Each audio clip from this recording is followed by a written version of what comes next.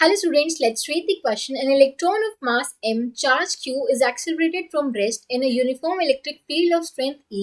The velocity acquired by it as it travels a distance L is. Okay. So एक electron of mass m है और charge q है जिसको हमने accelerate किया है रेस्ट से इन यूनिफॉर्म इलेक्ट्रिक फील्ड. ठीक है, मान लो हमारे पास एक यूनिफॉर्म इलेक्ट्रिक फील्ड है, ये ऐसे कुछ.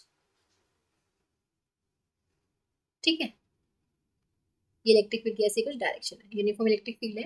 अब एक इलेक्ट्रॉन है जिसपे चार्ज q है.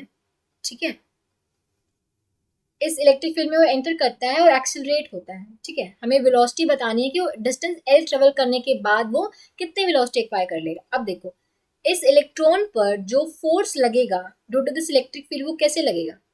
ठीक है, वो लगेगा हमारा.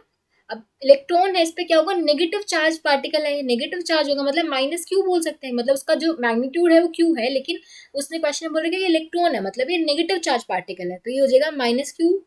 ठीक है, टाइम्स इलेक्ट्रिक फील्ड. तो जो फोर्स लगेगा इस इलेक्ट्रॉन पे क्या लगेगा, opposite to the direction of electric field लगेगा. जिस पे फोर्स लगेगा due to this electric field वो क्या लगेगा, opposite to the direction of electric field लगेगा. ठीक है, तो क्या होगा, F equals to minus Q ई.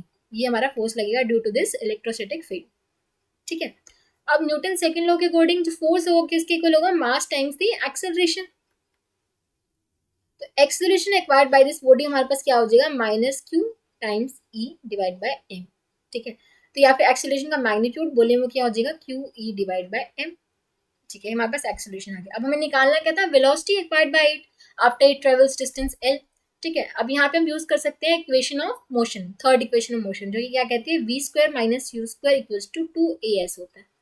ठीक है, अब रेस्ट से चल रहा था, रेस्ट से चल रहा था मतलब इनिशियल वेलोसिटी उसकी होगी जीरो, फाइनल वेलोसिटी हमें निकालनी है, एक्सेलरेशन हमें पता है और डिस्टेंस उसने कितना ट्रेवल किया है, एल. तो यहाँ पे पुट कर देते हैं. ठीक है, वी स्क्वायर ये क्या इम्प्लाई कर रहा है, minus U square equals to 2 times acceleration की वैल्यू क्या है, Q E divide by M, S की वैल्यू एल. तो ये आ जाएगा 2 QE L divide by M square.